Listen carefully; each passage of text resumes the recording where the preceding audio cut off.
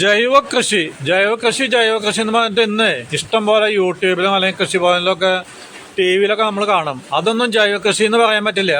ഇതാണ് ജൈവ കൃഷി. കണ്ട, അപ്പം നമ്മൾ കുറച്ച് വാഴ വയ്ക്കുന്നതാണ് ഞാൻ ഇപ്പോൾ ഇന്ന് കാണിച്ചു തരുന്നത്.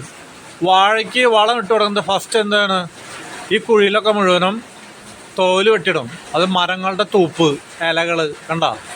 അപ്പോൾ പണ്ട് കാലത്തൊക്കെ ഓരോ മനുഷ്യനും ഓരോ വീട്ടുകാർക്കും 10ഉം 20ഉം ഏക്കറൊക്കെ സ്ഥലങ്ങളുണ്ട്. 5 ഏക്കർ 10 ഏക്കർ എന്നൊക്കെ പറഞ്ഞിട്ട്.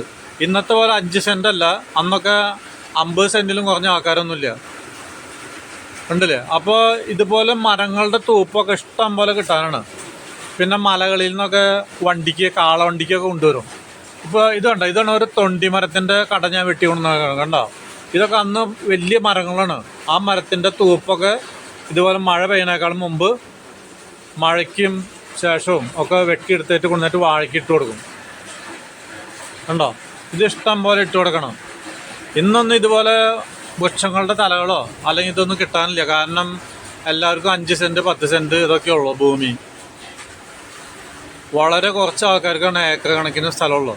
അപ്പോൾ അവരാണെങ്കിൽ ഇപ്പോൾ ഇന്ന് ഒരാളും കൃഷി ചെയ്യണില്ല. കാരണം വെച്ചിട്ടുണ്ടെങ്കിൽ ഇത് കൃഷി ചെയ്യാൻ അറിയാണ്ടെന്നല്ല, ഒരാളും മനുഷ്യന് ഒരു ജോലിയും പഠിപ്പിച്ചു കൊടുക്കേണ്ട ആവശ്യമില്ല. അവന് തനിച്ച് ഇതറിയാം. ഇത് ഒരൊറ്റ പ്രാവശ്യം കണ്ടാൽ മതി. കണ്ടോ. അപ്പോൾ ഈ കുഴിയിലൊക്കെ ഇത് വെട്ടിയിട്ട് നിറച്ചതിന് ശേഷമാണ് ഇത് ചെയ്യുക. അപ്പോൾ ആർക്കും പറഞ്ഞ് പഠിപ്പിക്കേണ്ട ആവശ്യമൊന്നുമില്ല. കാരണം ലാഭം കിട്ടുന്നുണ്ടെങ്കിലേ അവൻ തന്നെ അങ്ങോട്ട് ചെയ്യും. ഇതൊന്നും ഒരാളും പഠിപ്പിക്കണ്ട. അപ്പോൾ അതിന് ശേഷമാണ് ഇത് ചാണകം ഇട്ട് കൊടുക്കുന്നുണ്ടോ.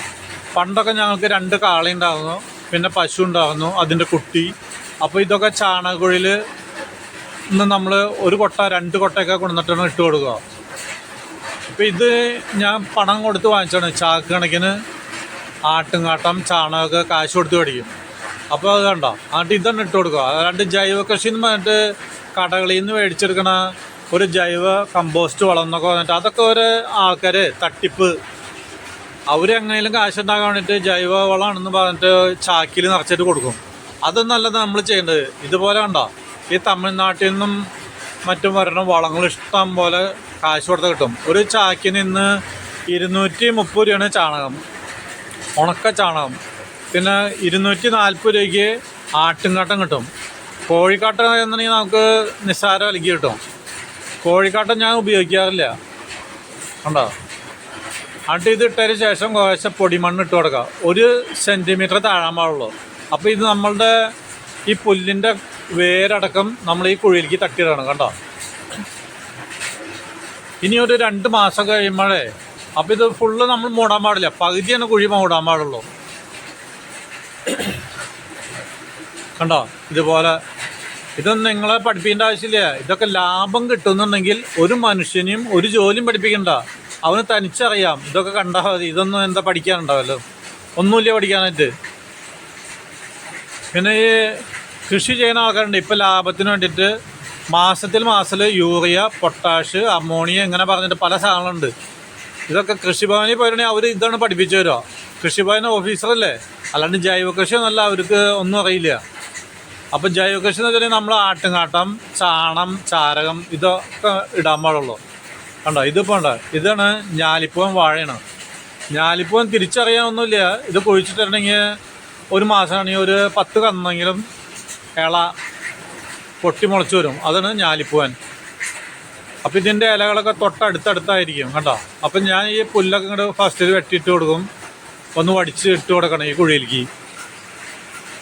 കണ്ടോ. ഇതൊന്നും പഠിക്കാനില്ല. എന്ത് പഠിക്കാൻ, ഒരു സാധനം പഠിക്കാനൊന്നുമില്ല. നിങ്ങളിപ്പോൾ പോലീസുകാരനാണെന്ന് ചോദിക്കുക, നിങ്ങളോട് ആരെങ്കിലും പറഞ്ഞു തന്നാൽ ഇതിന് മാസം 50,000 രൂപ ശമ്പളം കിട്ടുന്ന ഇല്ലില്ല. നിങ്ങൾ ഇലക്ട്രിസിറ്റിയിലാണ് ജോലി, അല്ലെങ്കിൽ ഒരു സ്കൂൾ മാഷാണ്.